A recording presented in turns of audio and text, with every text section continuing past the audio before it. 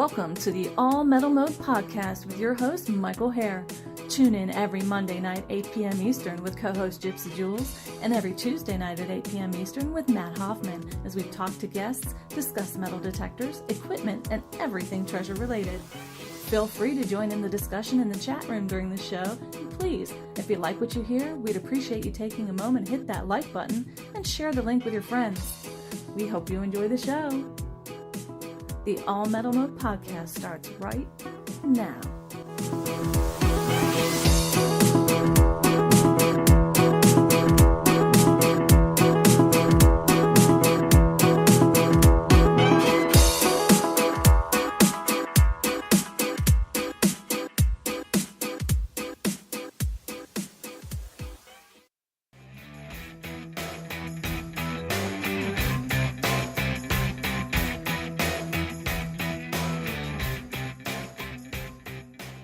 Macro Detectors is the fastest growing manufacturer in the industry, and for good reason.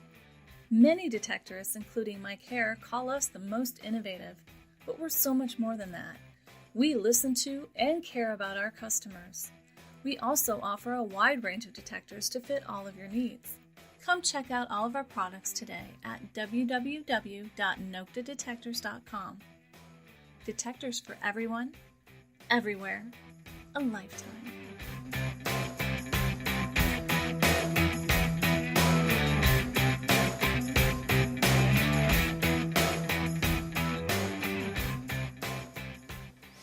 Hey everybody, this is Mike Hare, and you're listening to the All Metal Mode podcast with myself and Gypsy Jules.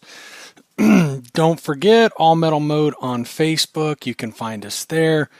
All Metal Mode UK Facebook. If you're into Nokta Macro, I also have the Nokta Macro USA Facebook page.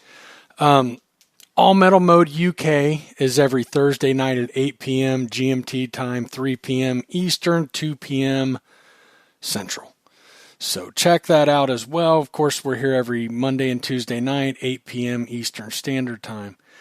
allmetalmode.com. You can go there. You can read my articles, and if you in the you'll see the link for the articles, and it'll take you out, and you can read all my articles. I haven't published anything for a few weeks. I've been really busy. I've got some stuff in the works. I got a couple partially written. I've got one finished, and got some other stuff coming. It's hard with this kid, though, let me tell you. And so Bill Marsh, I gotta bring this up, even though I can't even say what it is. He was on a hunt Saturday, and he found some really cool stuff. Of course, Bill Marsh is a regular listener and a friend of mine. Boy, I wish I could tell you about it. Something very historical and just absolutely incredible. I will have to tell you about that, Gypsy, later. I'm sure he wouldn't mind me sharing with you. I completely forgot. 2019 Watts Rendezvous, 3-day golden treasure hunt, June 21st, 22nd, and 23rd in Mancos, Colorado. There will be a camp with showers, toilets, bunkhouses are $45 a night. Camping is, I believe, $40, and that includes 3 meals a day. You can't beat that. $215 per person. Cutoff is April 1st, so be getting in there. You only got a few weeks left before you can do that, and I can guarantee that'll be a great time. If I'm not mistaken, Gypsy, are you going to that this year? I'm planning on being there. So looking forward to it. I went last year, and it was a blast. There you go. If you want to meet Gypsy, you better get your butt out there. And she's getting so famous and on shows and sponsored by Garrett now. You're going to have to start giving out your autograph. Have you been practicing? No. They made me up a brand new autograph card, so I'll be signing at the Garrett show. So. Oh, how cool is that? How cool is that? So tonight's guest is Keith Wills, and if you don't know who Keith is, he's I think it's safe to say he's absolutely a pioneer in the hobby. Very instrumental to us detectorists. He's Watts president I know he's watch president. I don't know for how long. He'll tell us tonight. He's been very instrumental in keeping metal detectors rights, giving us rights and keeping them and not losing them and stuff. So, and he's been detecting a long time. He's got a lot of great stories. I'd say sit in, grab you a beer, and sit back, get comfortable, because this might be a while. I can tell you already, this is somebody we'll have to get back, because this guy could tell story after story. How you doing tonight, Keith? I'm doing good. How are you? I'm good, and really, really glad to have you, so looking forward to it. Good deal. How's that back? Oh, I'm fine. It just, bending down and pick that little monster up all the time before he gets himself into trouble. I'm fine. No, I just had to crack it before the show, so I finally got it cracked. So, Keith, when did you get started metal detecting? Many moons ago. Many moons. I've been doing it nearly 53 years now. Wow. Swinging the detector, dove on some shipwrecks, Bahamas and Panama, climbed mountains up for silver mines in Canada. I've never crossed the pond, as they call it, or went to Europe or over there, but I've done plenty over here and been down and, looked at some of the Mayan pyramids in South America and stuff like that. Oh, that's cool. Poke around a little bit here and there just to see what I could find out. Actually, before laws got so strict, but yeah, I actually started out when I was a Weeblo Scout, and what the deal was that in order for me to get a badge in this Weeblo Scout, I had to have 3 collections of something. Well, I had a big rock collection back then. In those days, I had rocks all over my room. I collected here and there, and then I had a matchbook collection. I had strung around in walls in my room, matchbooks from everywhere, about 3,000 of them. And I had to have one more collection of something. So I got this great thought, like most kids do. Hey, I'll put the pinch on my parents and let them buy me a coin collection. I always wanted a coin collection. Well, that backfired because all I got was a extension cord and an electric lawnmower and pointed down the block to start mowing the yard. Back then, you mowed a whole yard for $1. But when I finally did get to a coin show or something, I couldn't buy enough to rub together and call it a collection. And like most kids, I was pretty typical. When I got home, I let my bottom lip drag the floor for about 30 days. And my dad back then, he worked for Foremost Dairies, and he was a milk truck guy, and he driving up and down the blocks, and he stopped at a garage sale one day, and there's this metal detector. It was old Garrett Sidewinder is what it was called. And it was the type that BFO, like that, Well, when I came home, my dad told me after I came in from school, he said, I got your coin collection made. And I thought, oh, great. He took some money I'd earned, and he had it in his pocket, so I figured, well, he done bought me a coin collection, a good one. He said, here it is. And I said, what in the world is that? You want me to go find coins for that? And he goes, well, yeah. I said, well, is it a part of a vacuum cleaner? And he says, no, it's a metal detector. And he threw a quarter on the floor, and he went over it, and he hit it and stuff like that. He'd been playing with it. And so, of course, back then, I was carrying the silver in my pocket, walking Liberty House, Franklin's, standing Liberty Quarters and stuff like that. What I was digging at the parks and school grounds back then, and nobody else had ever even seen the metal detector back then, was I was collecting up all these silver halves and stuff like that, which bought me bicycle parts and a lot of candy. And had I known that, I would have saved it in a wheelbarrow. But it didn't get my coin collection. Well, I started getting my own coin collection after a while, digging enough Indian heads and buffaloes and stuff, and I didn't venture off very far, just around the neighborhood where people collected. And I finally got to, I don't know, probably in high school, senior year, something like that, I gave it up to pursue girls. And before the senior year was over, I found out I was safe for metal detecting, so I went back to it. Right. Yeah. Smart man. Smart man. Yeah. I've been doing it ever since. So That's it's about amazing. 53 years, but get close to 53 years I've been doing it. And so Wow. done all kinds, and I've hunted bigger treasures and hunted small ones. Dug jars of money and buckets of money and stuff like that over the years. And I think Gypsy wanted to know about my best find, or one of the ones that I'm noted for, and that's my meteorite. When I was 17 years old now, still in school, I had a job that my cousin got. He was one of the curators of the Fort Worth Museum, and back then they had a huge meteor, or type collection, meteorites collections, and I had dug a rock when I was out the other side of Fort Worth, and it was real heavy. And it was at a base of a hill, which I didn't realize then its impact is the one that made the hill. And so I had it, because it was so heavy, as a doorstop in my bedroom at home. And my cousin comes over one day, and he said, "Where'd you get the meteorite?" Well, I got 200 rocks all over the room. I'm looking around on every shelf. Which one is he talking about like this? I said, "No, the one you get down there is a doorstop on the floor." I said, "It's a meteorite," and he went to showing me how I could tell, and the different properties and stuff like that. It took it to the Fort Worth Museum.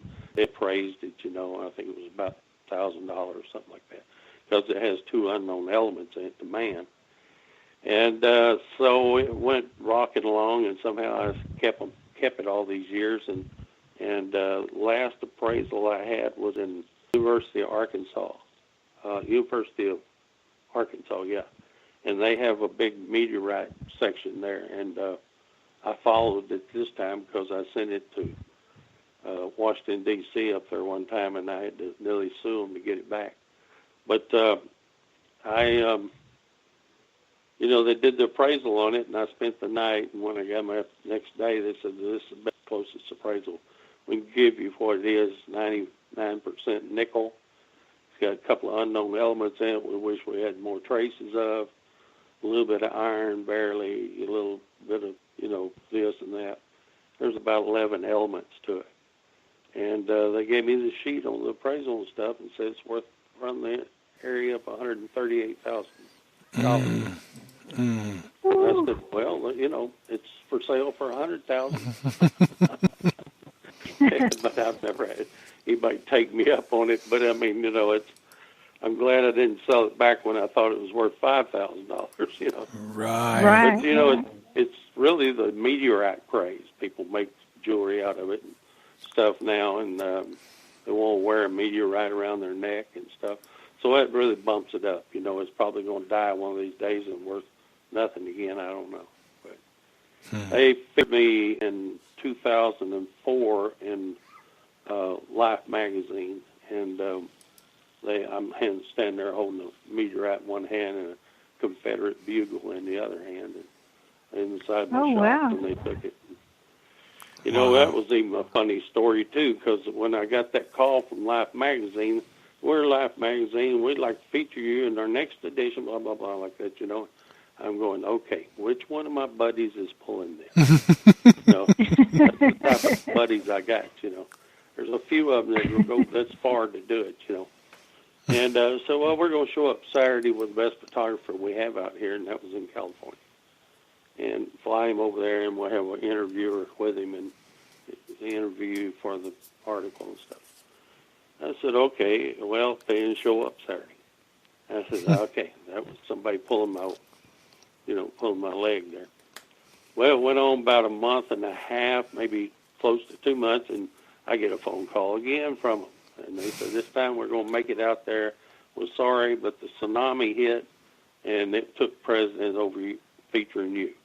I said, okay. So they sent top photographer out in Dallas up here, and she opened the door, man, Lord of mercy, fold out. But anyway, she goes, "Mr. Wills, have you ever Googled yourself?" And I said, "Well, I'm really thinking about it right now." And then the Swedish assistant walked around there, and that was really a knockout. So, I mean, they were swarming around me in the shop and climbing up on ladders, taking pictures. Took about 120 pictures, and the one I thought they wouldn't put in the magazine's the one they put in there. So they did a full-page thing on me and called me one of the top treasure hunters in the United States in 2004. So, oh, very cool. Wow. at least I'm holding a meteorite to show it off and stuff. So. And I'd actually talked to Charles Garrett. Charlie and I were friends for 44 years. And we used to trade and swap stories about what he was after and what I was after. And because he actually tied me up with some of the guys that wrote the books years ago when I was a teenager. Because I knew him way back then, and he would let me go, Carl Van Mueller. We'd go out on a hunt and stuff. And I learned way back there to keep my mouth shut and listen to him. And that's where I learned most of my detecting skills. But and that was with a lot of times just BFO detectors that you had no tone difference and no meter and stuff like that to identify anything. But you get somebody like that, and those guys, Roy Legal, another one I went with before. Anyway, they get out there and they can tell you, oh, that's a dime. How do they know it's a dime? Yeah, right. I'm trying to learn this stuff from them. So if you think it's hard now to learn the detector, you should have been back then. Oh, I couldn't agree more. Couldn't agree more. Yep. Those guys were worth every penny of.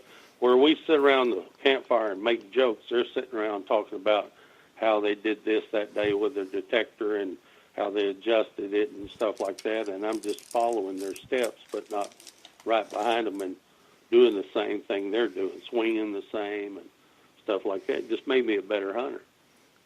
Absolutely. I'm sure. Yeah. Well, go ahead. I wanted to step in here for a sec. Just a little to our listeners, I met Keith, it was about 20 years ago. My parents live in East Texas, near Pittsburgh, Texas, which is about, they kind of live in between Gilmer and Pittsburgh. And Gilmer is where Keith Wills lives. And he used to have a shop on Montgomery. I know the name of the street, Keith. Yeah, Montgomery Street. And anyway, when I very first got started in metal detecting, of course, I made the mistake. I didn't know anything about metal detecting except I wanted to find some goodies. And I went and bought a Radio Shack. I didn't know first thing. And my parents said, hey, there's this man over here in Gilmer. You need to stop into his store. There's a metal detecting store over there. So one day I stopped in and met Keith and found out that I needed a different detector than what I thought. And I think I loaded up on some books, and I picked his brain, and he told me all kinds of wonderful stories, and got my treasure juices going, got my all that, and hearing all these awesome stories and looking at his finds and all the different metal detectors. And I ended up buying my very first Garrett metal detector from Keith. At the time, that's, back when you're very first married and you got kids and you're like, you don't have nearly 2 dimes to scrape together, But I managed to buy a used Garrett machine from him and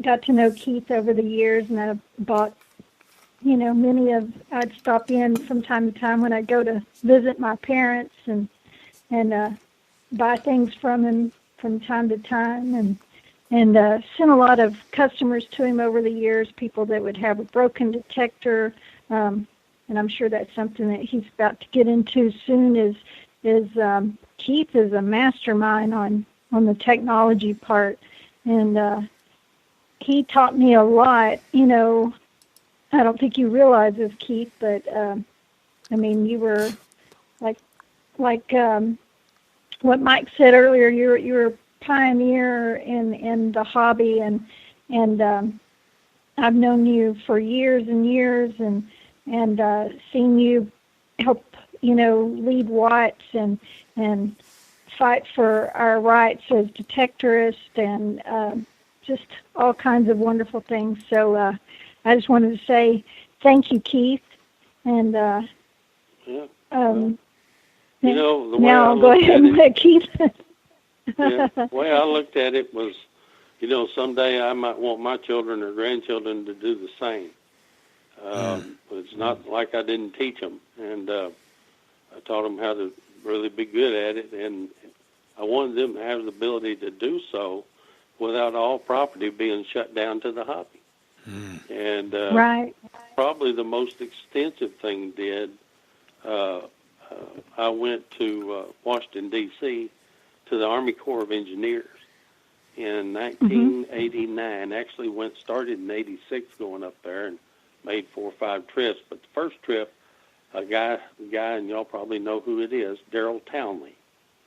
He wrote the Ghost Towns of Texas book, and he used to be a big whites promoter, but anyway, me and him went together up there and sat down with the chiefs, 2 chiefs, one recreational, one national resource chief of the Army Corps. And we talked to them about we wanted metal detecting to be allowed as a activity in their properties that they oversee. And we don't want to disturb any history. We just want to find lost items people lose every day. And so we got, finally in 89, I think it was March of 89, I got the chief there to okay us metal detecting all the beaches. That's nationwide. All the swimming beaches and the swimming water, the actual water they swim in, beside the buoys and stuff, and around volleyball courts and baseball diamonds, so on, that they would have around there. But we can't just literally go off into the woods and hunt, because some of that might be historical. We are allowed in those, what we call, or what I use in courtrooms when I'm trying to defend the hobby, is called public use areas. And they're already publicly disturbed, and so if it was supposed to be historical or something, somebody's dropping the ball. And the Historical Society, our commission, not roping it off and say no. But anyway, I've fought with some of the best. I mean, I've probably been in just close to 60 courtrooms now, and try to tell the attorneys, defending attorneys, of the guys that's in trouble or something, what to do, and they just look at me like I'm some kind of idiot. And then after the thing's over, they said, "We should have listened to you." A little late then, but still, I helped in some respects, and and then when we tried to open state parks in different places, I helped with Arkansas state parks and New Mexico, and there's 48 states in the United States that allow metal detecting in state parks. Oh, that's nice. This is not one of them. I've only been up there in front of those guys in Congress about 12 times for Texas, I think it was.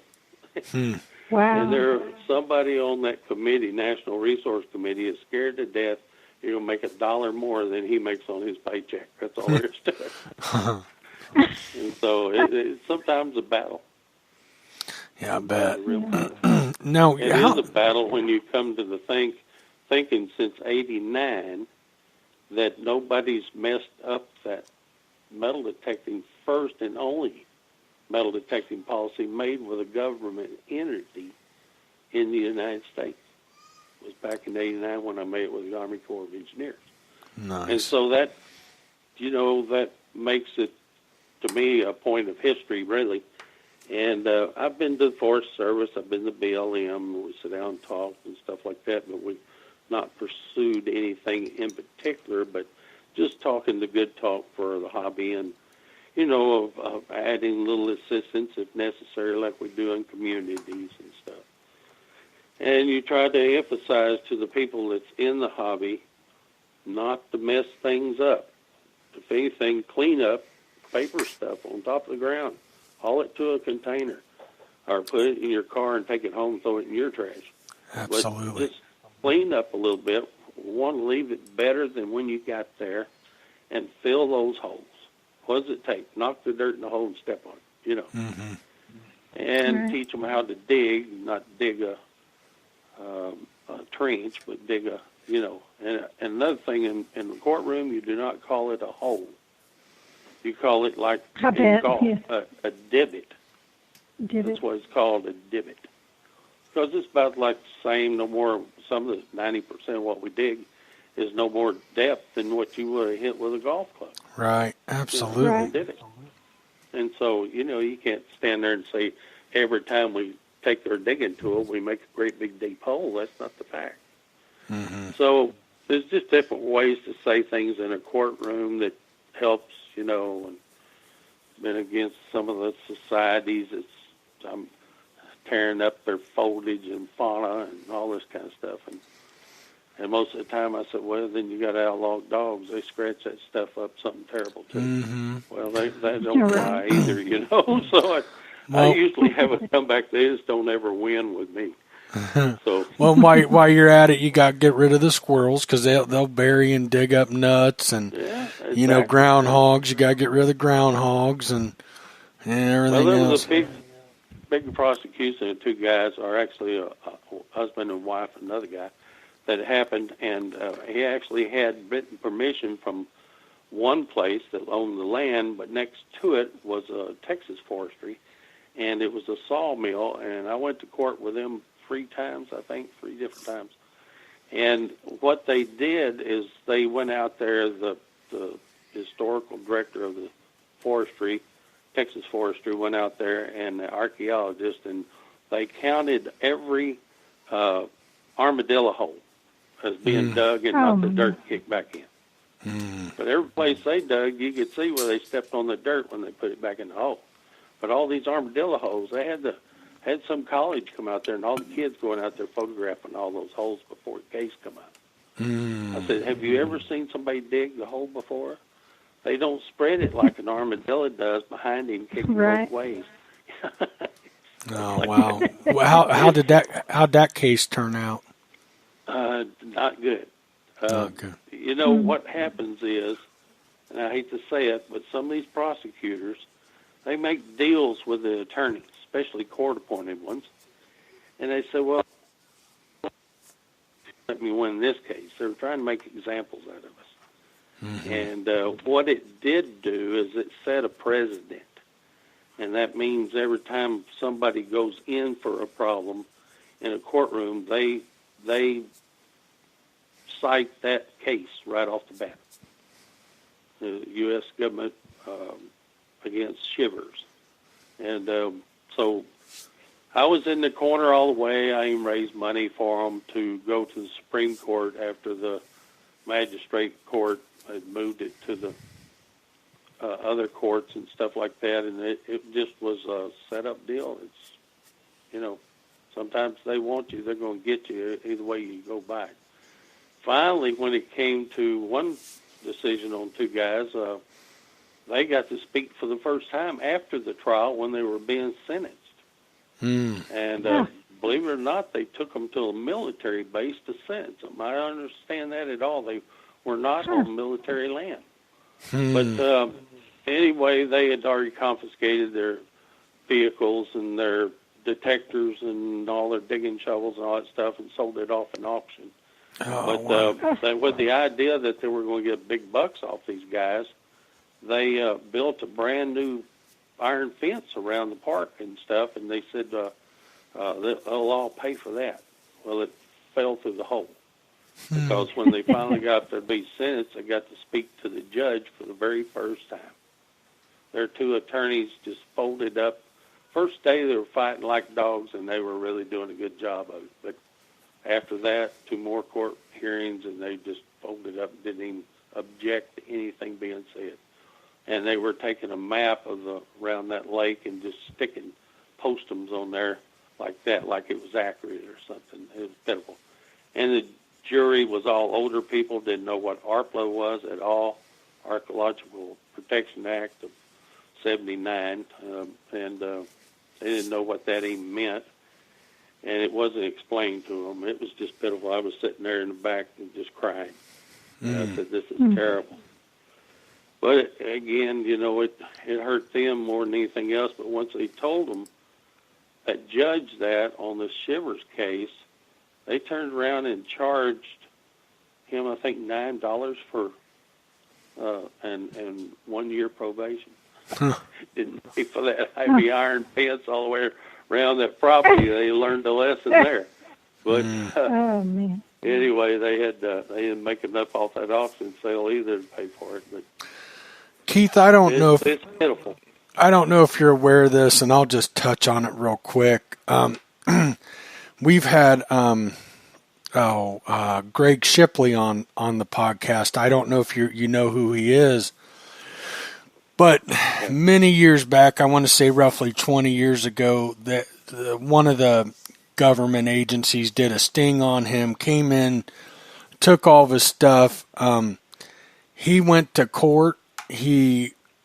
Not only did he get all of his stuff back, he didn't even get an attorney. Not only did he get all of his stuff back, he won he won money off of him. So what a good thing. So I don't know. It is a little concerning. My big thing is I'm real careful about that kind of stuff. I believe in getting permission and doing it the right way. But it sounds like they did it the right way. They had written permission and stuff. Right. That's the key. Get it in writing. I don't know how to emphasize that enough, because some of these people had just a handshake, and that won't cut it nowadays. It's got to be writing. Handshake used to be a thing, a bond of your word, but not anymore. Right. And so if you don't have it, and on top of that, you need to have it filed with the county that you're in, because it's toilet paper otherwise if it's just handwriting on a piece of sheet. Not do you necessarily have to have it notarized at your signatures, but it really has to be filed with the county. It becomes a part of the county records. At that point, it can be used any time to brought up or say, this, and that's, they're not going to fight that, because once it's listed with the county. But, I've seen, not all of them are terrible. We've had successes in the past. One was an arrowhead guy. He was hunting a guy's property owner's old wash down through there. It had a bunch of arrowheads in it and stuff, and he wanted some of those grinding rocks and stuff that was there. Well, the landowner happened to know me, and he called me and he said, is there any law against him collecting arrowheads on my property? I said, if you gave him permission, he has a right to do it. And he said, well, I guess nothing will go on, because I could have swore I saw a government truck pull in my gate down there the other day and back out again like a forestry truck or something. I said, well, that might be a good idea just to watch that. And if you see it again, you might go down there and just slip around and videotape what's going on. Why are they in there for? He said, well, they're not supposed to have any business in here. I didn't have touch base with me at all. So it turned out that when the court hearing came around, this guy that had permission from him to dig got prosecuted. And the landowner called me and told me about it. So I went to the court hearing. It was in Austin. And when we got there, he was being accused of collecting arrowheads and digging for arrowheads. Well, that's only in federal parks that you can't do that. But you can pick up surface items, but you can't dig or excavate, they call it, in ARPA, for any item like that unless you're on private property and have permission. And he had it in writing, too. Well, when the deal was, is they said that he crossed over the fence into the federal park next door to this property. Oh, no. And what happened was, is the landowner come back and told me, he said, Keith, I got film to prove that's wrong. I said, what film? He said, well, I videotaped the military guys or whoever they were that came back out there with the forestry. They come out there and I videotaped them. They pulled up my fence line, 4 of my posts on my fence line, and moved it down the creek and buried it. Oh my So they could goodness. prosecute him on being on their land. And after he was done, I saw him come back, and I videotaped him putting the post back in the right place. So I told the attorneys about that, and they said, well, tomorrow morning when the court starts tomorrow morning, we're going to have a videotape machine and TV for everybody to see it. And sure enough, he showed that, and the whole thing got thrown out of court. How sad is that? Time, he said, if there's a way to prosecute you guys, I'm going to do it. You're trespassing on this man's land. You move stuff over into the federal land, and then you put it back. It's like somebody embezzling money. Mm-hmm. And of course, we never hear about if they get in trouble. I doubt that they ever do. But so there's some wins. That's good. I mean, they're few compared to the ones that they really won't, but there are some wins. I make it just a history, and 2 of these guys that got prosecuted, I was talking about a minute ago, they had a history and a logbook that was taken away from them that showed everybody that gave them written permission for years in it. So they thought, well, why would they enter this guy's property without written permission? Well, they had written permission, but they threw it away, so there was no copy of it. And the landowner couldn't find a copy, and he told him. So I gave him written permission. Because that's not the way it went in court. They wasn't heard. The attorneys didn't do a thing for them. It's a bad thing. Especially when a president like the Shivers and government deal is, it's really bad when it sets a precedent. Because once it sets that precedent, it's hard to reverse anything.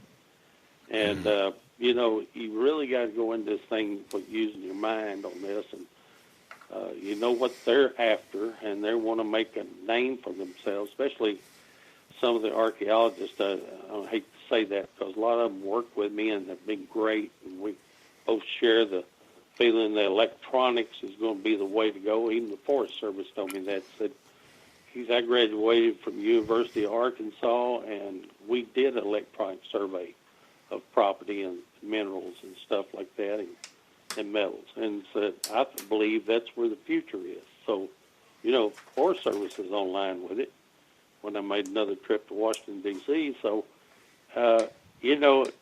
it doesn't play that way in the courtroom sometimes. It's just all about how they make a name for themselves and the money they make off of it or whatever. So, yeah, absolutely. Now, do you mind elaborating on the archaeologist? Have you ever had any that you do have trouble with or anything? I seem to, maybe this is horrible to say. I'm not a big fan of them. I know that there's some good ones out there, but most of them look at us as just we're raping and pillaging. And that's what they call it, yeah. Yeah, and I'm not a big fan of them. I think we. Go ahead. I'd love to hear your thoughts on it. Well, I deal with having to put up with historical commissions, and especially this one here in Texas, horrible. And the last director was horrible. Let's put it that way. One state fired him for taking money out of the table, and of course Texas hired him right up for their historical commission. So I had to deal with him several times in the courtroom and the Sierra Club and, stuff like that. But usually you shut the Sierra Club down when you mention to the judge that it's the only entity out there having guided tours on property and collecting money for it and never pays a dime taxes. Well, that right there, if that's put in front of a jury, they all have to pay taxes. How come they're getting away with not paying a dime taxes, So that usually throws them out. So, but you just have to know the little keywords and things to say. But I have a lot of people that call me sometimes and ask how they can handle this or handle that. Somebody up there in California recommends me a lot. But, the archaeologists I've had, I'd say more that were friendly than I've had bad. No, that's good. But see, archaeology, really, if you think about it, it's not here. In the United States, they have just about all the documentation from way back when the United States was founded, nearly, on just about all cases, so they don't have any archaeology over here. They might research a spot found here or there, but the real archaeology is overseas, before Christ, and stuff like that, you know. So it's not something that plays well over here, and so they don't get their name and status quos here, and the way to do it is chase somebody down.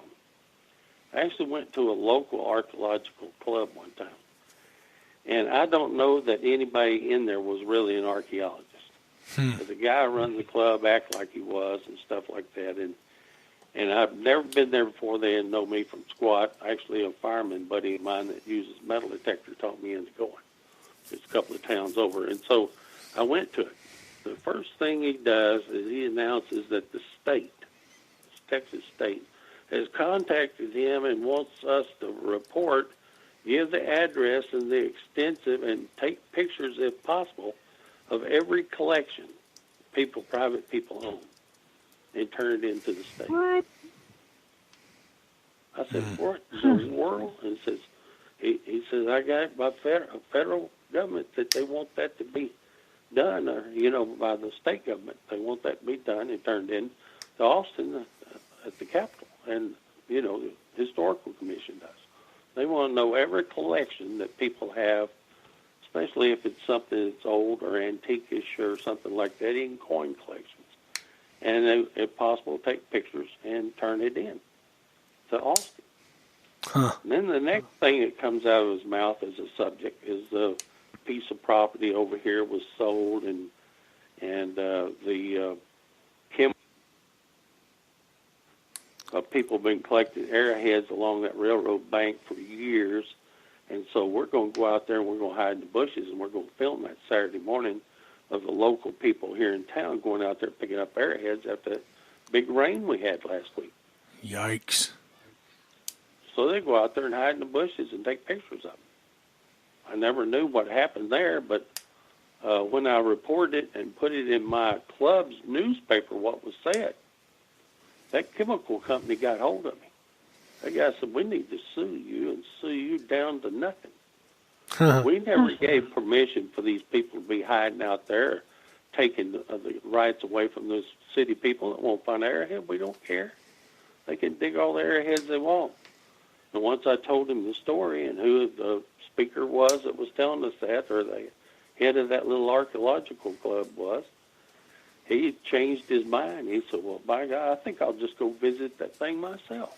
I don't know what happened after that, but I got him off my back. But it's still, I was just reporting what was being said.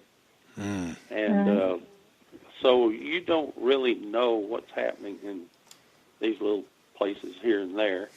And I wish that, you know, that more people in our position that would do more community work.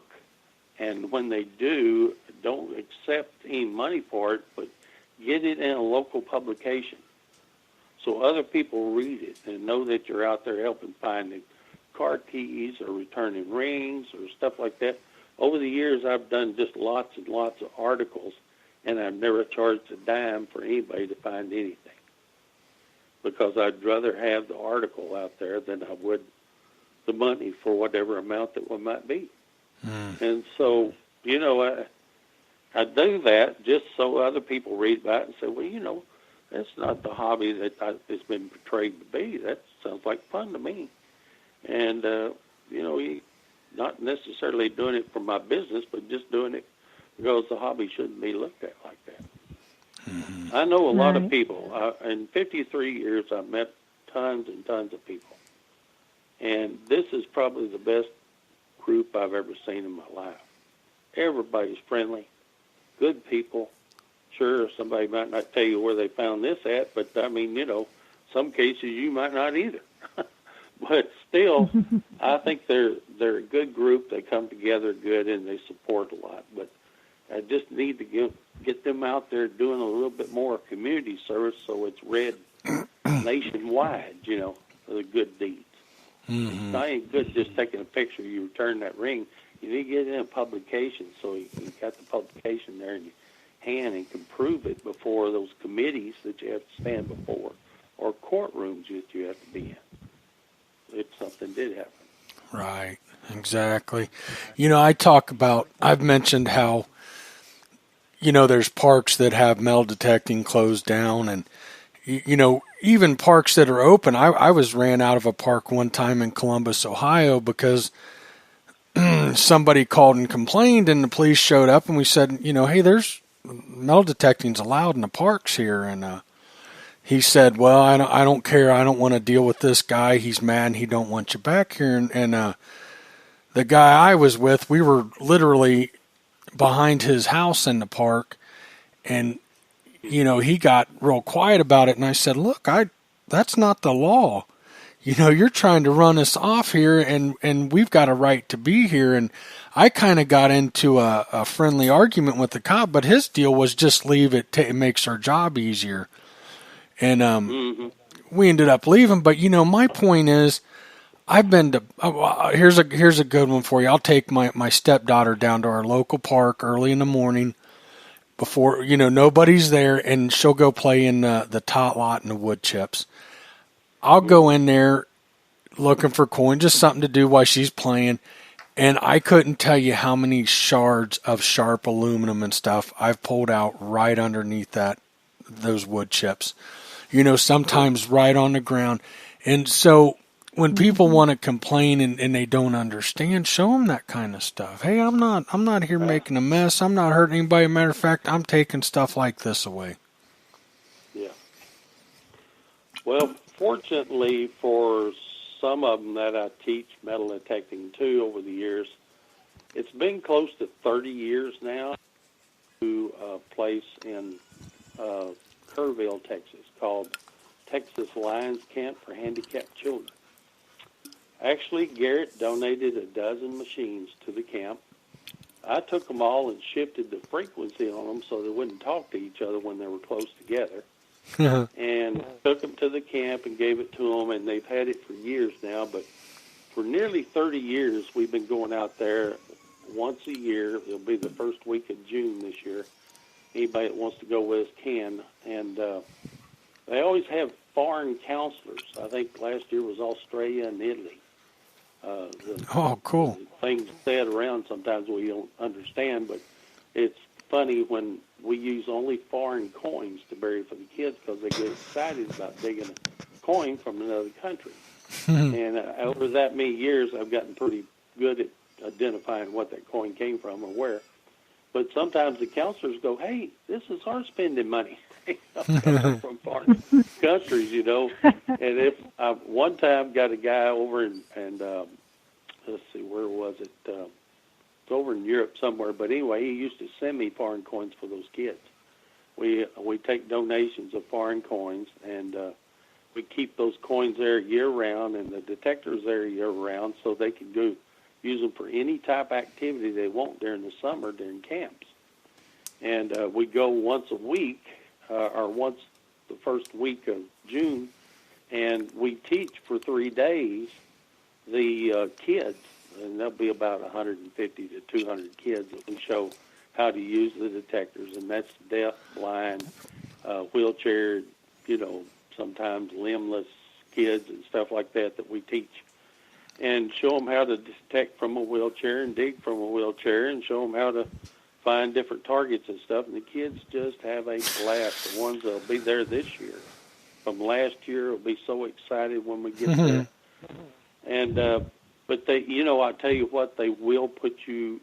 They'll knock the feet out from under you. Some of those kids are so smart. Because of their handicaps, they spend most of their time away from people, in home, on the computer, studying, stuff like that. Not necessarily the TV, but just other reasons. And, this camp, everybody's on the same ground. All of them have some kind of handicap, and there's nobody calling them names or laughing at them because they can't see or stuff like that they usually get in public schools. So, these kids are just wonderful, but they're sharp. And one day I stopped and asked a little girl, and she had no legs, and she was in a wheelchair. She was digging from the wheelchair to find. We just kind of hide them under the leaves, and she had a double handful of foreign coins. And I said, "Girl, what are you going to do with all those?" And the counselor was standing there when I said that, and she just stopped for a minute. She said, "I'm going to give them to my mama so she can pay the medical bills." My medical bills. I mean, not even a thought that she wanted to keep them. The first thing out of her mouth is she's going to give it to her mama to help pay her medical bills. You know, and it just knocked you to the ground. These kids are just unbelievable. First year that we did that, we bought a bunch of silver dimes and buried them out the ground, and come to find out that you can't give them money on the property. The Texas Lions people in our districts haul these kids up there for free. They go into camp for either a 3-day or a 1-week camping, and for free. Nothing's costing the parents or anybody, and they raise the money to keep this camp open, and they see thousands a summer. And that's why I got the Detectors donated, and we created this activity. And it's been going on for quite a while now, and the kids really enjoy it. And we'll have toy cars and stuff like that donated. And we give, after they finish hunting out there, they get to keep all the coins they found, and they get one item off the table they want for a prize for being there. And so, you know, we use a lot of Ziploc bags. Not giving them to each kid out there to fill them up, but they do find some stuff. And they have nature trails when we're gone, and the counselors will get the detectors out and take some of the foreign coins and sprue them up and down each side of the nature trail and let them find them with their detectors. And that's an activity for them to do while they're up there. Oh, that's great. But I have had mothers and parents saying, "Hey, we can't even express how much we thank you." It literally got my daughter out of the house, and she's hunted just about every house lot on the block. Everybody lets her hunt. She's in a wheelchair. I knew this girl. And she said, I had to go buy her a metal detector, and I have to take her to the park twice every week and stuff like that. So she said, I could say you created a monster, but I just love it, and I'm just loving her getting outdoors. And so, you know, the parents really love it too. So, and that spreads the hobby around. Nolan Underwood and I are the ones that started that. Nolan Underwood was the camp activity director at that time when we started this many years ago, nearly 30 years ago.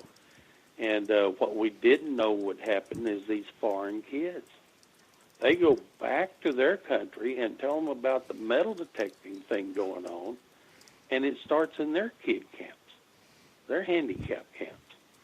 So it's actually gone international, what we started here in Texas nearly 30 years ago. Wow. That's amazing. I'd like to say something real quick before we continue. I know I see some new names in the chat, and we might have some people listening in that would like to jump in. Depending on where you're listening from, whether your phone or your a laptop or computer, you'll see like a little bubble, a little cloud, and if you click on that, it'll take you into the live chat going on if you'd like to come in. If you got any questions for Keith, jump in, and I'll go ahead and open it up. We're almost an hour in. Of course, we're going to keep going here, and but if you got any questions you'd like to ask, you know what? Bill Marsh from chat asked one forever ago, and I completely forgot. Was your meteorite named? No, it has not been named. I actually was asked that on one of the surveys I had done, if it had been named yet, and I said no. It's really not that known. It is known because I actually took it to the museum there in Washington, D.C. one time, and I had to sue them to get it back. But right. Then they turned NASA on me, and NASA was calling me every week trying to get it off of me for the space shuttle heat shields. And I said, well, I just saw the shuttle come in. Those heat shells work good. I detect my meteorite, you know. And so, but still, I just, you know, I've never been named. I don't know what I'd call it, really. Okay. Luck. Luck. Hey, I want to kind of... Oh, go ahead. Okay. I was just going to tell you that I live not that far from Kerrville, so this June, if y'all need any help, let me know. I actually know the guy that helps run the Lions Camp grounds over there. I went to school with him in Big Spring, Texas, many moons ago. So let me know if you need any help. Put this on your calendar. We're going to be there Tuesday evening, the first week, complete week of June. Be there Tuesday evening, and we'll work with the kids Wednesday and Thursday. We could use your help. I'd love to have you there. Okay. There you go. Sounds get great. Some pictures of you doing something. All right. Sounds fun. Yeah, Keith, it is a great camp. You have to be there. Keith, I hope you don't mind. I would love to get into some metal detector talk with you if you don't mind. Sure. I'd love to hear some of the detectors you've used over the years, and I'd like for you to tell us some of your favorites, and then we'll go from there because I got some other questions for you. Okay. Well, now I'm reduced down to the not highly expensive ones, but I'm using the AT Pro by Garrett, and I got an AT Gold by Garrett, and I got an AT Max by Garrett. Why do I need 3 machines? Well, that's not all I got. I've got my own set of detectors set up for each type of hunt I want to hunt on. I'll be doing a lot of water hunting this summer again, I'm sure, getting my exercise in the water, and gone through a lot of medical situations here the last 2 or 3 years, and it's slowed me down, but I'm finally recovering, so I'm going to get back out there and do some more. But I've got so many places. You know, when you can't go, that's when you see all these great places to be. But I'm going to try to hit them this year, so looking forward to it. I'm a swinger from way back. Real quick, I got to tell you what's going on in chat. Bill said you should name it the Maverick because it's not well known and unknown minerals. And then he come back and he said Mavrock instead of Maverick. Mavrock, yeah. Bill's our. That's not a bad idea. Yeah, he's our comedian of the group for sure. So, so what's now? What's some of the ones you've used over the years? Well, it used to be, I say I'm a great big relic hunter. I love relics. There's just nothing like it when I put those headphones on every time with a detector, regardless of where I'm hunting. The world goes away, and just there hunting, and if I get something, fine. If I don't, that's fine. I have a technique, and I use that technique, and people look up and say, "Where'd Keith go?" Well, I've took off in my own direction sometimes and just keep hunting. But I put those headphones on, and the world goes away, and me and the Lord have a long talk. That's the way I like it. And we enjoy the hobby, and I have been known to be relic hunting somewhere and find that big pile of pine needles and lay down and take a nap, wake up 2 hours later with buzzards circling me. You know that it's time to get back up and start hunting again. So, but, you know, it's one of the favorite hunts I like to do is relic hunting because you're digging something of real history there. And when I dig, I even have stories I talk about of what happened there because of what I retrieved from that spot. I can tell you what happened, knowing the Civil War like I do and stuff. But I tell you what, I learned relic hunting from the best relic hunter in the United States. Who's that? Dorian Cook. Really? He was, I mean, I've never seen a man like him. He is a relic hunter and a half. And he taught the relic how to relic hunt. That was one of your past guests. Well, And, I'll tell you a funny story. He's tomorrow night's guest, and he's going to talk about some of his relic hunting stories and give us tips. How's that? Well, there's a few of them in there. I can tell you some real funnies about me and him. One time we were going to a place over in Arkansas, and he has a sugar problem, see? Well, I do too now. But we have to stop every so often and get him some sugar. And so we get stuff to eat and what have you. And I'm following him and Linda, his wife, in their little pickup truck with a camper shell on it. I'm following them across a bridge, and I noticed Dorian just starts swerving from side to side. It was because I told him I bought some Twinkies, at the store. And without looking, I just opened them up while I was watching the road and picked that one up and started eating it. And I looked down, and it had green hair all over it. I'd say that's old Twinkies, if anything. And I said, my Twinkies are hairy. And I was on the CB with Dorian at the time.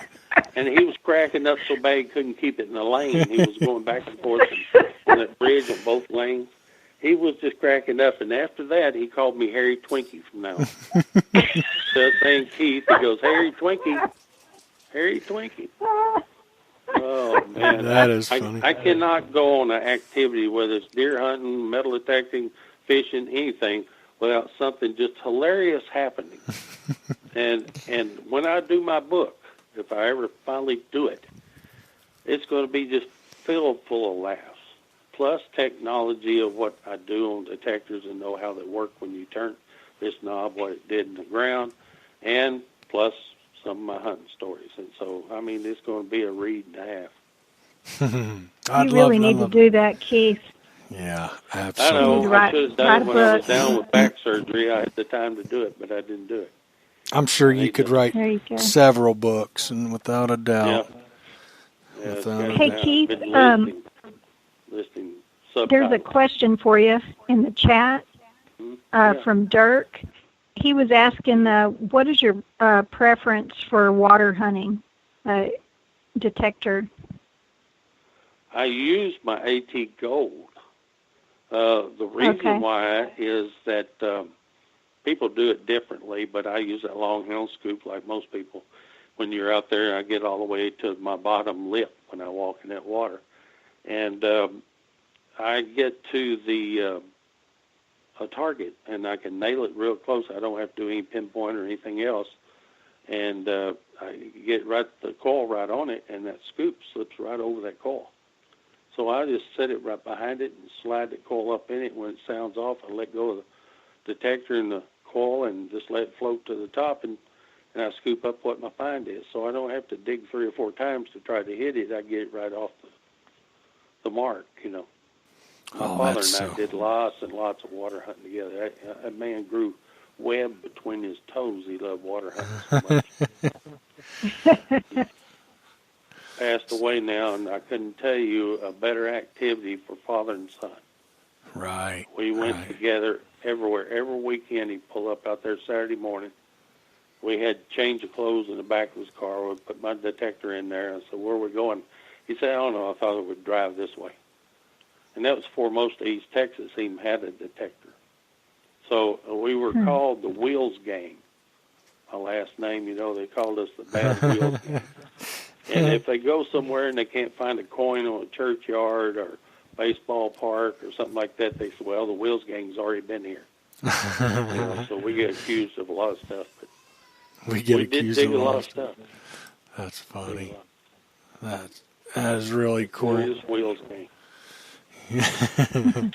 To get to some of the other detectors, your earlier question, I'm sorry.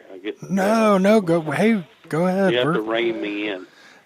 I'm having way too much fun listening to you to rein you in. Just you keep doing your thing, and we're listening and enjoying it. My father and I loved a detector that I think was one of the best ones that ever hit the market. The front end on it was, I'm talking technical again, the front end, or what makes the meter and speaker and tones, was the best I've ever seen in the Technetics Mark I. Okay? Low filtered machine, but for our soil it was fine. We have a little iron ore here and there, but it worked pretty good out here. And we learned to get more depth out of it using a thin pancake 10-inch coil and putting a depth master on our headphones and stuff like that to gain a couple more inches. But we love those machines. I mean, you could watch that needle and you could tell whatever it was the best target ID still to this day. And that was George Payne, the engineer that did that for Technetics. He built a machine that he wanted to build, and they let him build the Mark I. Oh, wow. And then he built another machine he called this ST, and that's for surf and turf. And it was Technetics ST. It was sealed batteries. You had to put a charger on it to charge it up. It was a water machine. And I hunted with that, relic hunted for years with it. While everybody else is digging this little thing here and a little thing there, I'm digging down nearly 2 foot digging some nice stuff. So I had people buying STs around me everywhere. And I was selling them back then, so I mean, but those two were probably my most used detectors I've ever used in my lifetime. Mm-hmm. Now, for somebody who's been doing it for so long and who makes them, my question is this. I feel like, Keith, I've been at it a little bit over 20 years and I know some of you have been at it so much longer and know so much more, but I feel like in the last 20 years, I mean, something new comes out and everybody's losing their mind and going after this new detector and stuff. Do you feel that the technology has changed that much over the years? It has in the ways of not necessarily depth, but target identification. Mm-hmm. Yeah, it's changed there. Depth, I was getting pretty close to the same kind of depth years ago with, White 6000 or something like that. You could do with that. You had to learn to listen to the weaker signals. That's called faded audio, and I only hunt in faded audio. I love faded audio. Right. It's the Pro mode in the AT Pro that you use, and that way, the further away it is, the weaker the sound. And always hunt with headphones. Don't ever hunt without headphones. You're wasting your time. There's weaker signals down there that you just passed up. And learn your technique. Don't take steps. You take tiptoe movements. You move slow. You don't hunt and swing fast. I had a guy one time that was with me and he said, well, we got about 15 minutes. We'll be able to cover this football field. You might as well go and sit back in the car. Oh, no. You're not going to cover this football field in 15 minutes. I'll be lucky to make this 5-yard line in 15 minutes. Yeah. Right. And I said, what you do is you come back the next day and hunt it again, 5 yards after 5 yards, until you finally got it covered well. Then the people behind you will be disappointed not finding anything. See? So it's technique in the way you hunt. It's just like when I relic hunt, I don't swing, I push. Push my detector up there in brush and stuff. That's how I find that stuff. And when you come to a tree, which way is the signal coming off that concentric coil that you have when you're up against a vertical tree? It's going away from the tree. Was that tree there during the Civil War? No, it wasn't. So you missed a lot of ground right around that tree. And I'll have hunted out places in Civil War spots, and they say you can't find another bullet out there. I'll come back with hands full because I take that coil and I rock it, tilt it into that tree, upward. That way the signal on the bottom of that coil goes up against that tree down closer to the root base and stuff where it probably pulled up, pushed up more Civil War artifact. Found belt buckle after belt buckle that way because that tree wasn't there during the Civil War. See? So you just lean into it and kind of cock your coil up as you swing next to vertical trees like that. The last 1835 $5 gold piece I found, that's the way I found it, up against a pine tree. Wow. 9 inches deep, I found it. So I made number 9 gold coins individually found, so forth. Wow. Wow. Yeah, I can't say I found my first one yet, unfortunately. Someday, that's my goal. I dug a hole one time. My dad always complained about he'd never found a silver dollar. before he died, he did find a silver dollar. I got him on one. Oh. I didn't do it deliberately. I just took him to the right place, and it turned up a silver dollar. That man, he wasn't even touching the ground that day. He was so happy, and I can't tell you the share that we did with one another doing this and the enjoyment we had just using metal detectors. Metal detectors would be number one in my book just for that experience with my father. But I got into a hole one day, and I hit some silver dollars, and it was, man, somebody dumped some silver dollars in here. They were all consecutive date Morgans. Oh, wow. Oh, wow. There was one valuable one that wasn't there, but there was, I dug, I think, 22 silver dollars out of that hole. And they were all Morgans. But, I mean, you know, there's places like that still around, but you have to think outside the box. If there's anything that's ever been written about or still has signs of a building there, it's probably been swung over. Not that they knew what they were doing, but it's been swung over. Right. Not a bad place to hunt, but if you really want to get in the goods, do some research and think outside the box on it. Places that you wouldn't suspect, you know. Just like a mailbox out in the country. Say you got a country home. It's been there a long time, like my grandparents' house. Well, they never rode a horse and buggy all the way to town to mail the letter. No. They didn't do that. They stuck it in the mailbox, and they left money in the mailbox to pay for the stamp to put on it. Yep. By the postman. Well, if you stand back where the house was and look in the bar ditch out in front, you'll see a low notch there where they walk back and forth to the mailbox either across the street or on that side of the street for years and cut a notch in that ditch. And you can see it, and you can walk straight to where the mailbox was. You may dig a little road debris, but still I found 3-cent pieces, 3-cent nickels for a stamp back then. Yep. Yep. Absolutely. Yeah, that's. Called digging out of the box.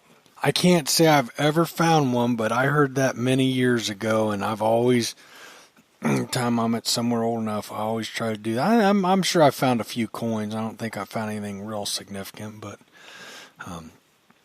yeah, the old clotheslines and all that kind of stuff.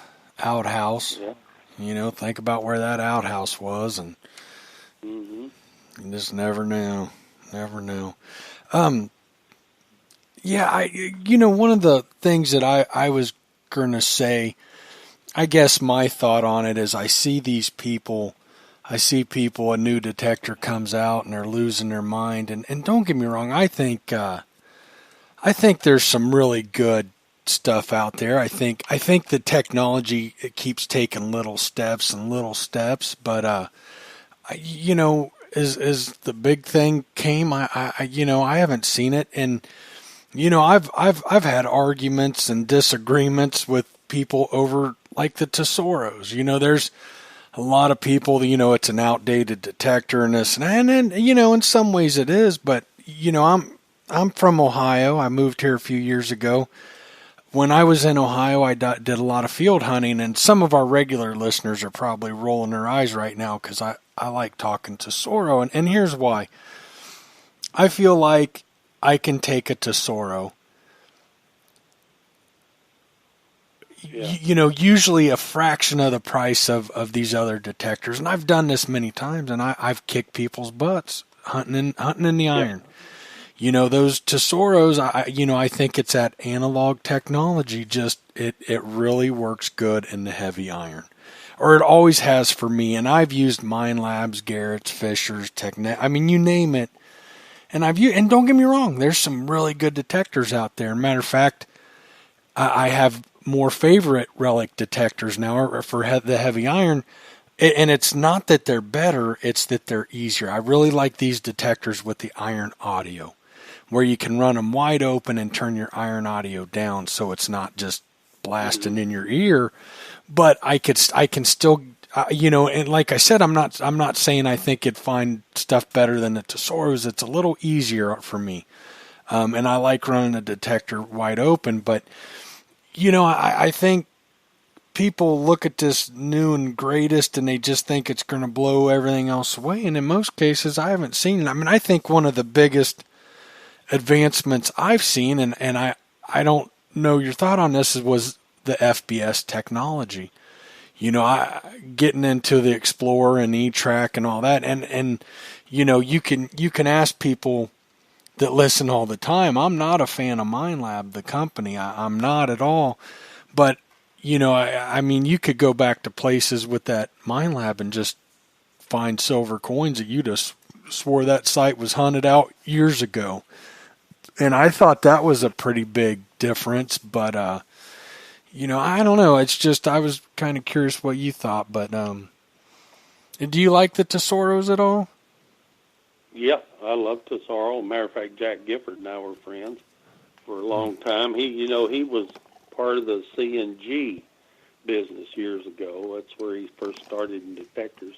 G stood for Gifford, and he was making those C&Gs, and then he went into Tesoro and his two sons. But anyway, they're out of business now. That's a shame. But yeah, that is a shame.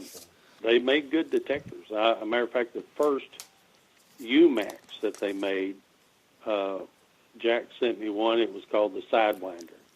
And I went, and that's what I found that last $5 gold piece with, was that UMAX Sidewinder.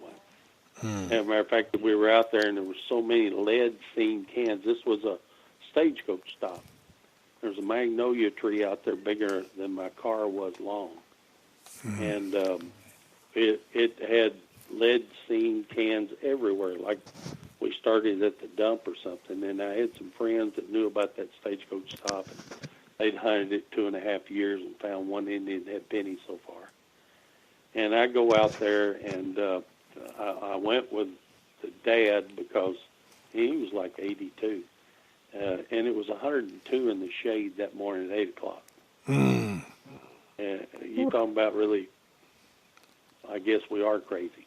But anyway, we went out there, and we start hunting, and you start thinking about that recliner, remote control, and a cup of iced tea, you know. But anyway, that machine I was using was just going nuts out there with all those cans and trash around there, and I couldn't pick anything out that sounded like something I wanted to dig. So I broke out that little Sidewinder and put it together, and that thing was just a third of the noise that I was getting out of the other machine in the same spot. And I said, well, this is going to be much easier and much lighter to hunt with.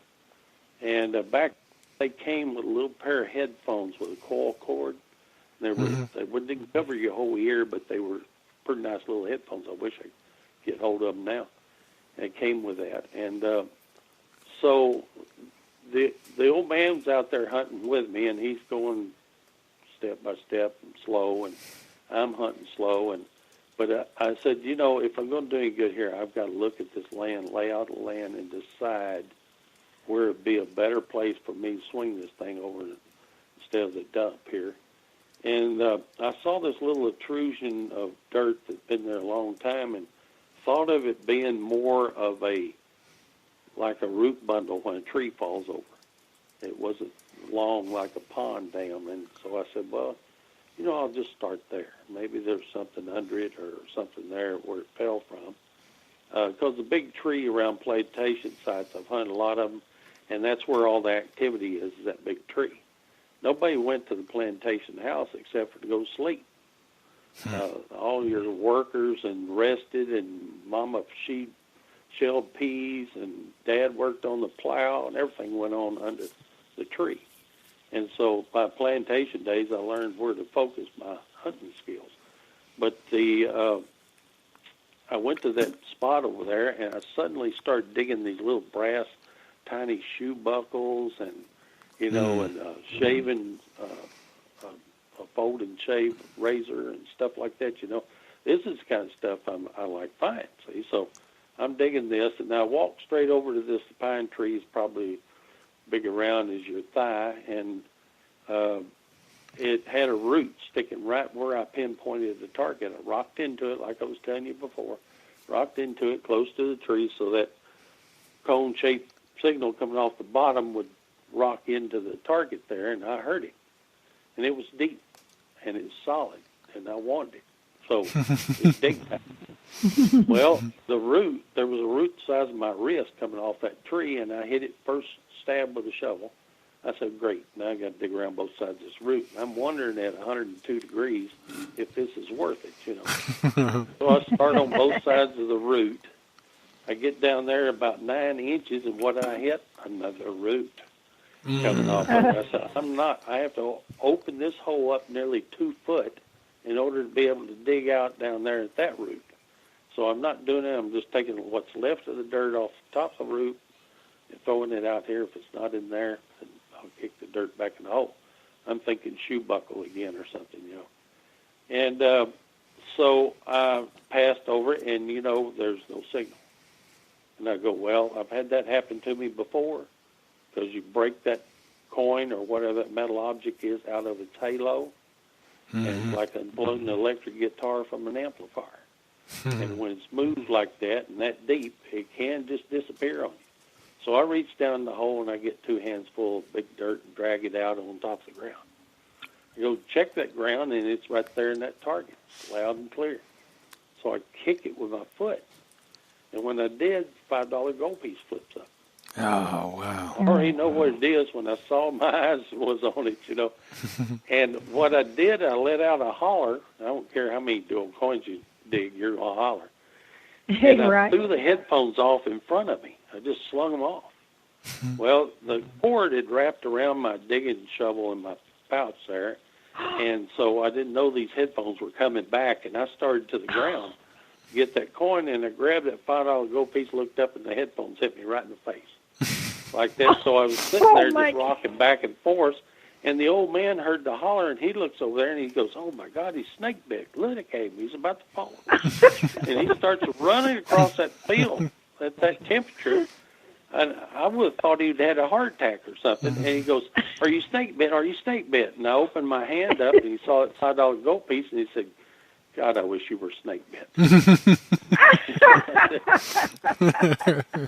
His son was actually my prospecting buddy when we went prospecting all the time, and he was putting a manifold on my truck. And at that point, when I figured I had to go back and show him this $5 gold piece, I wasn't sure my truck would ever run again after that. But they did me right. But I'll tell you what, they, 2.5 years and one Indian net penny, and I come up with a $5 gold piece. So, what a great story! I love it. Absolutely love it, Keith. I mean, I never say anything's picked out completely. I got to hunt it to determine it's not worth spending more time on or stuff. Yeah. You know. I agree. Sometimes it takes different technology, or let me ask you this: you work on detectors. You've been doing it for a number of years.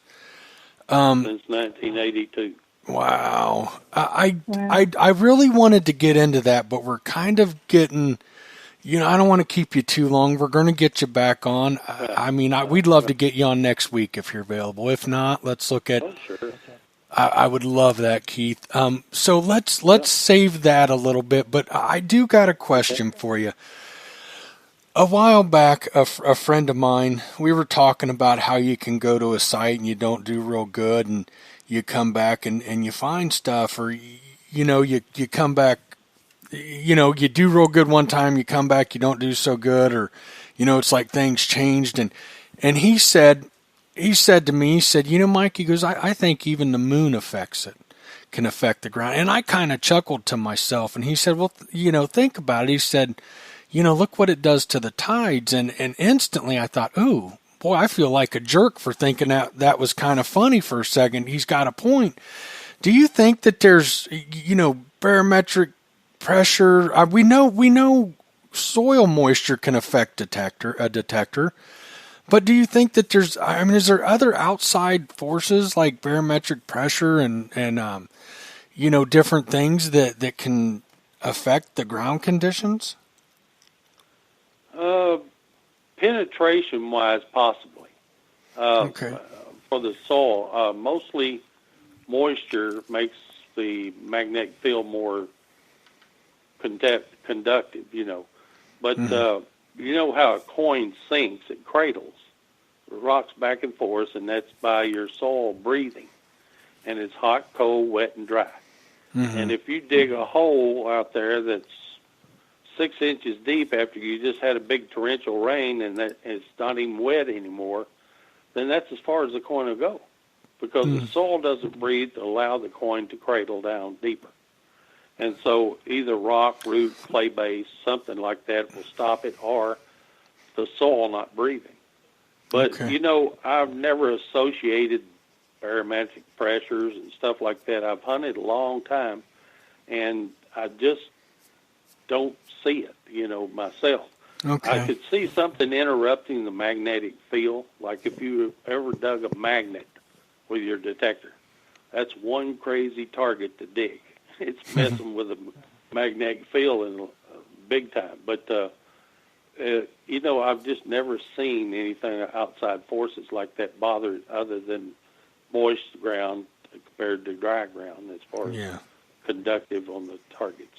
You know, I really wonder because, you know, I know I haven't been out like you have, but, you know, I've had situations where, you know, heck, I've thought I've had a site hunted out and come back, you know, 2 or 3 months later and hit it again. And, you know, I'm not bragging, but, you know, 20 years, I feel like I'm a pretty darn good detectorist. And you know, if I'm finding stuff, I'll grid it and I'll come at it the other direction. You think you got it done. And, you know, then you find yourself with, you know, no place to go and time on your hands. I did good out there. Let me go out and run over it again. Bill Marsh that's in the chat, he's a long-time detectorist. He's ran the AT Pro for many years. He's recently got into something else, but, you know, him and I were just having a conversation recently, and he's got a place. He said I think it was like noon, he said, I quit hunting. He goes, Mike, I don't find stuff out there after noon.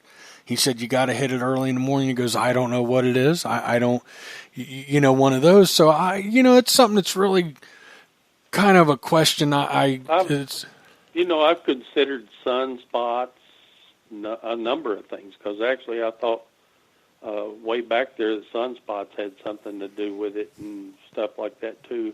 I mean, I'm a guy that believes in UFOs. I took a picture of one when I was in Truth and Consequences, New Mexico. Oh, wow. One time, and my buddy with me, a guy that was working on my truck, was with me and looking at it. When we took a picture of it, when it took off, it was faster and you could see it leave that fast. And I don't know of anything that fast. And so it was my first UFO I got a picture of. But it's, you know, I'm not saying it's impossible. I've never really dug into it that deep, to be honest with you. Okay. And electronically, I can't see it.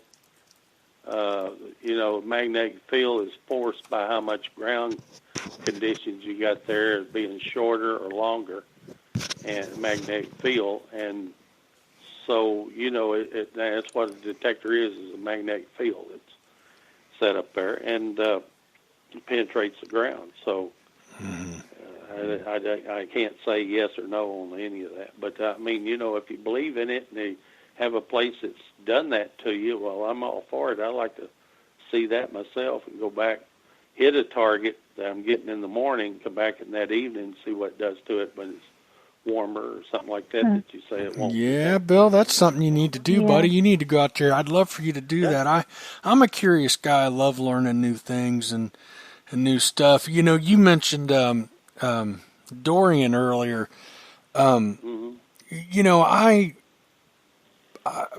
you know, again, I've been at it a long time. I know a little bit about the hobby, but I'm always listening and trying to learn. And you know, quick story. I said I won't go into detail, but that guy gave me three tips in less than a half an hour that just kind of blew me away. Things I'd never thought of. He's a smart one, man. He's been at it he's sharp. Good bit. You can't beat him on the Civil War now. He knows everybody. Just about knows everybody's name. He's really good. I couldn't even begin to fence with him. He's so sharp. Yeah. You know, he introduced me to the most educated man I ever met in my life. Who's that? And his name was A.M. Van Fossen in Houston. If you've been to many hunts in Texas, you would know him. But he was a big old fella. He was too big. And he usually had somebody digging for him, or he would tilt and get that thing on a shovel and bring it up to him. But A.M. was probably the sharpest guy. And when he passed away, he was working on Saudi Arabia's lost treasure. Their treasure trove that got stolen, and the seventh prince was over that, was commissioned to do that, and they hired Mr. Van Fossen to go up to Saudi Arabia and help them locate it. Wow. And when he got sick and he passed away, well, I don't know what happened to it then, or how far they got along on it, but this guy would read books like it was just something I do while I got 15 minutes, And he was sharp, and he retained it more than anybody ever seen. But Dorian Cook introduced me to him. He said, look, I'm taking you to meet Mr. Van Fossen, and he's sharp. He's really smart.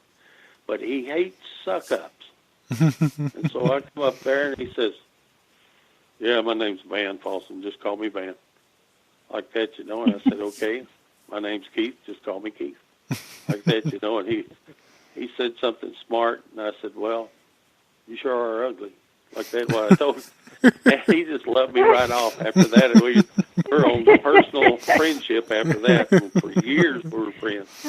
But, just talk to him straight. Don't suck up to him. And because he had been, he had some of Hitler's stuff. And he had warehouses full of stuff that just was unbelievable. Pre-Columbian I remember meeting artifacts. him, Keith. Oh, man. I remember meeting him, Keith, at one of the treasure shows. It might have been in Longview. Right. Yeah, I always had him there when I was putting it on in Longview, the treasure show. He did a whole wall display in that whole convention center, a whole wall. Yeah, brought some it in by big fascinating old stuff. trucks. They had one Mayan mask. It was ivory and gold. It's insured for $1 million. Oh, wow. He found. But one time I asked him, and he don't give up his secrets too much, but I asked him one time, where'd you get all those Turkish guns? He had them in glass cases and stuff everywhere at the show, and I said, you got so many every year you change them out, the different guns and stuff. Where do you get all those Turkish guns at? And he says, well, over in the desert over there, it's hot during the day, but at night it's freezing cold, and they're digging up graves out there in the desert, and because the guys are buried with their guns and everything else, and they're burning the stocks off those guns. He said, I just got a bright idea 17 years ago to load up big banded bales of cardboard, and flew over there and traded cardboard for the grave stock guns that they dug up. But man, how do you figure that stuff? He was taking, the camels were hauling cardboard, instead of guns. When they went across the desert, it's unbelievable. He's sharp. He's really sharp. How did he get him back in the? Nothing you could find that he couldn't answer. How did he get him? How did he get those guns back in the United States? That was a question I never got answered. I still want to know how he got those pre-Columbian artifacts back to the United States from South America. Yeah, he didn't interesting. get the answer on that one. He'd look at you funny, and you knew you weren't going to get told. So he had gold coins by the buckets of gold coins, and I know most of them were dug in Mexico. I'm sure of it, and he wouldn't tell me how he got it back. No way. He was a super guy. That is neat. Still friend with his kids and stuff. I've known them since they were little bitty. Matter of fact, my last daughter, she used to do she was so small, they had a hay hunt, and they had the hay spread out everywhere and just slung change in it, and she was out there hunting away. Then the next year, she came back, and while everybody's crawling around the hay, she's using a metal detector, finding the coins and picking them up in the hay. But she could just get on hand and knee and do it, but she used a detector, and then she got in the hunts and started winning VCRs and $100 bills and stuff like that, when up against teenage boys and stuff. I taught her how to methodically hunt. That's what they used to call it, those hunts. That girl methodically hunts. Look at her. She don't miss an inch. That is too fun. Now, do any of your kids still hunt? A little bit, not a whole lot. You know how life takes you another direction, raising kids stuff, and I've got 11 grandkids, so, and not all of them are perfect, but so far all of them are perfect because they're healthy. Yeah, and that's a blessing within itself. Absolutely. And so, you know, I just I praise the Lord every day for them, and pray for them every day too. And it's wonderful. All of them are not needing a detector, I'll tell you that. Got one grandson that's got more detectors than I got. He won every one of them too. Funny. That's funny. All you got to do is take him to the lottery. He's going to win. Yeah, that's Keith. Real quick, I'd like to just touch on it real quick if you got time. Wayne wanted to get into watts. I'd like to save that for next time. If you'll come back on next week, I'd like to save that. Real quick, tell us about your business and what you do and what you work on and all that. Well, back in 1982 is when I started, and I had a engineering background. Went to college for it and stuff, and I'd always, when I was younger, I was always repairing TVs and stuff that my father picked up out of the trash or something, making more money selling the TV I fixed and stuff. And so all my gifts and birthdays were meters or scopes or tools to work on electronics. Cool. I just came one day and said, there's nobody to repair these things anymore, hardly, and couldn't find anybody, especially in Texas, so I just started fixing them myself a little at a time. And before long, the word got out, and I got more. And I just believe in, you know, not trying to make the best living off of it, but just helping people out. It's a big thing because they have favorite detectors, and they'd like to keep it and keep it running. And 9 times out of 10, it's just needing a good cleanup and recalibration and stuff like that. But we do get some problem children because it's electronics, and so we do miracles around here still. Long time being in, but I enjoy doing it, and my tech enjoys doing it. You know, it's kind of a problem solver. Every time we fix one, we pat ourselves on the back and keep moving. Well, now, what all do you guys work on? We work on all the detectors, even some of the European detectors, but not on Deus and not on MindLab. The reason is MindLab won't sell you parts, Deus won't either, and they want to keep their repair in-house. That's fine. But, you know, there for a while there was no place to go with MindLab. And there a week if I worked on MindLabs. And the only ones I've ever touched is something that needed another connector on the coil wire or something of that nature. Because we have no schematics on it and we have no parts for it. So. Now, do you guys, and I'm guessing not, it's probably just easier to get a new one. Do you guys work on coils? Can anything be worked on? In the past. I have in the past. Coils like Compass is out of business. They're air-spaced coils. In other words, they're not made as a flat pancake type deal or poured full of tar. So it's airspace in that coil where I can cut them open, repair them, and glue them back, and they're just like new. I'll do that, and I have Compass was bad about breaking the ear on one of the scanners or something. Somebody leaned the wrong way, it breaks the ear. Well, I never buy parts unless I buy 10 of them or more. And I bought a couple of cases of the tops for that, seeing that there was a problem there before Compass went out of business. I was the last dealer in the United States for Compass. Oh, wow. And, I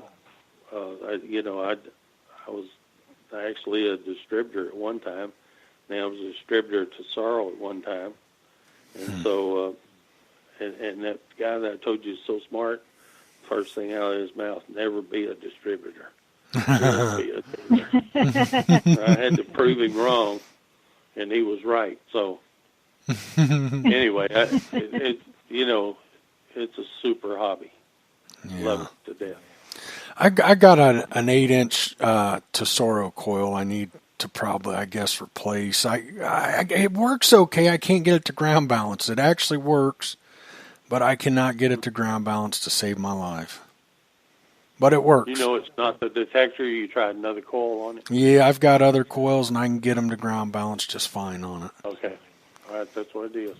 It's detuned is what it's called, and you got a winding in there. Just one winding can do it that has shorted to one another, and that throws the ground balance way off scale. Ground balance is just another discriminator, like you're discriminating out a pull tab, but it's a lower, not lower frequency, but just lower discriminator than solid metals. And so what you're doing is getting rid of ground particles. And so it's discriminating out that, but allowing solid pieces of metal to hit. Yeah. It don't take much detuning of a coil in order to throw it out where your ground balance won't calibrate. Yeah, it still works good. I don't know. It drives me crazy. I can't get it ground balanced. So I still use it. Sometimes we can cheat that, and we'll put a capacitor. I forgot what the value is right now. I used to know it 358 or something like that. Capacitor across the receive coil on it, and we can cheat that. Now, the Tesoro's out. Do you still have any in stock? Any used ones or? I have a couple of them. I think I have an Eldorado and a Silver Sabre UMAXs.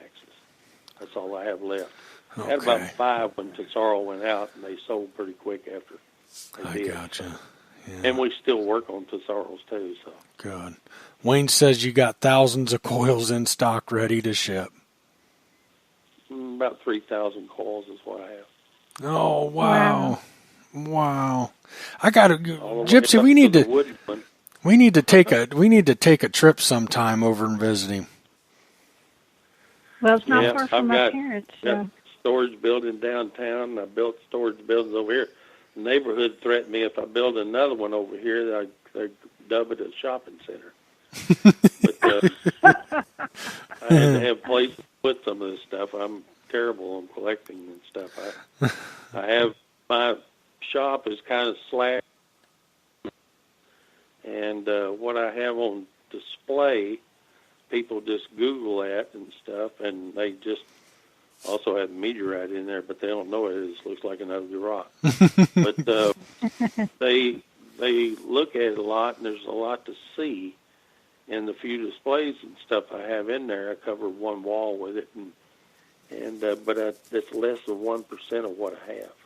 Wow. Wow. Real quick, Keith, we need to start wrapping it up. I'm sure, we're almost an hour and 45. I'm sure you want to get off here. And now that you've said on air you're going to come back, we're excited to get you back. Real quick, will you let everybody know, put out your business number and where you're at and anything else, social media, anything like that, so people know how to find you? Okay, well, my website is a simple brokendetector.com. Okay. And that's my website. You can get all my information off of that. Plus, I have on there some techniques that helps you while you're metal detecting that would probably be much appreciated. My number for my shop is 903-734-7773. Great. And my email is just kWheels@etex.net. Okay, good deal. Send me a question anytime. I'll be glad to answer it for you. If we need a part, something, I'll look and see. Sometimes you have to give me a day or two to dig through the piles, and I'll see if I can help you. And I've just got more electronic parts than a man should have. But, anyway, we try to keep them going just to help people out more than anything else. Yeah. Now, one other question I have. On Facebook, there's East Texas Metal Detecting. Are you associated with that in any way? East Texas Metal Detecting on Facebook is actually a club in Longview. Okay. I'm one of the founders of the club. And I helped start it years ago, and it was called East Texas treasure hunters. And why they put East Texas Metal Detecting, I don't know, but it's not my site. East Texas Metal Detecting is the name of my company. Mm-hmm. Yeah. East Texas Metal Detectors. Yeah. And we do sell and we do rent and we do repair and lots of accessories, some accessories that you think you can't find for your older detector, we probably have them. Matter of fact, the manufacturers all the time are sending people to me. Garrett and Fisher, even White sends them every now and then looking for stuff, and we usually end up having it somewhere. But we're glad to help anybody that needs help, and a lot of times we can give you a tip that makes it easier on you. Well, that's great. We have manuals. I have file cabinets full of manuals. You don't have a manual for your machine, I probably have it or a copy of it. And so, it's that's great. Another plus. That is wonderful. Keith, thank you so much for coming on. You pick a night for next week if you're free, Monday or Tuesday night, and let's do another show. If you want to wait a week or something, Monday night, good. Do you want to do Monday night's fine with me. Perfect. Looking forward to it. We'll get you back on, and I'm looking forward to it. What about you, Gypsy? That'd be great. Yeah. She fell asleep with all.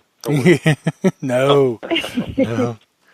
No, I'll tell you, Gypsy, I want that 8x10 glossy with your signature on it at the Garrett Hunt now. Okay. I mean, if Nugget Noggin and them are doing this, you can do it too. I mean, And I even have the pens that signs detectors, so when you get ready to start signing detectors, come see me. I got that silver marker pen, so you can do it. Oh, awesome. Yeah. Awesome. Yeah, I'm so looking forward to the Garrett Hunt. Can't wait. Good deal. Yeah, it's going to be fun this year. There's a lot more people in it this year, too, and they opened up a big area. That's very historical out there, so a lot of things are found out there every year at that hunt that was not buried. Yeah, I couldn't get over last year how much was found. Several guns, and one of my friends found I think it was a seated half, seated half dollar. Oh, amazing. Well, Ronnie found the seated half out there next to a water hydrant. I watched him dig it.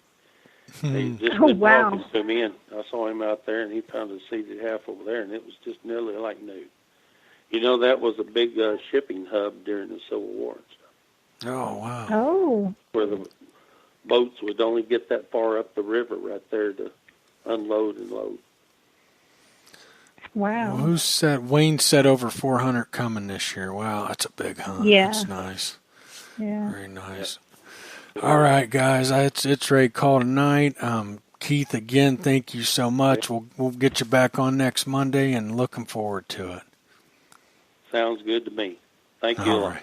Oh, no, thank you, sir. Good night, everybody. Good hunting, everybody. Bye-bye. All right. Thanks. Bye. Good night. You bet. All right, Bye. that wraps it up. Tomorrow night we will have Dorian Cook back to discuss relic hunting. He's going to share stories, and he's going to give us tips. Gypsy Jules on Facebook. Check her out.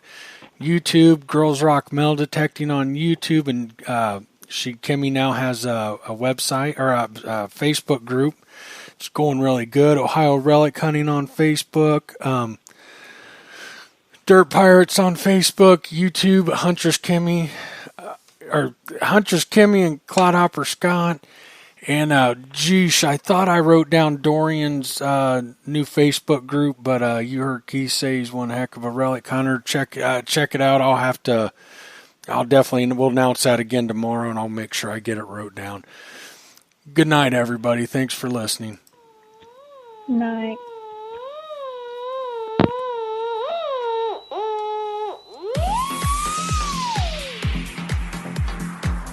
The Archaeology and Metal Detecting magazine acts as a hub for information, offering articles from archaeologists, detectorists and other specialists throughout the genre. featuring many links, event info and news articles associated to archaeology and metal detecting. We also offer professional review services and promotion for books, resources, videos, documentaries, gadgets, equipment and much, much more. The magazine is run by the archaeological and metal detecting community for the archaeological and metal detecting community. So come visit us at archmdmag.com, that's archmdmag.com, and check out information from our media section with all the latest content, news from the Archaeology channel, podcast and the YouTube channels that feature the now legendary Digger Dawn, the Man with the Hat and Archeo Duck, just to name a few. If you would like to offer an article, link or inquire about other services, then pay us a visit at archmdmag.com and drop us a line.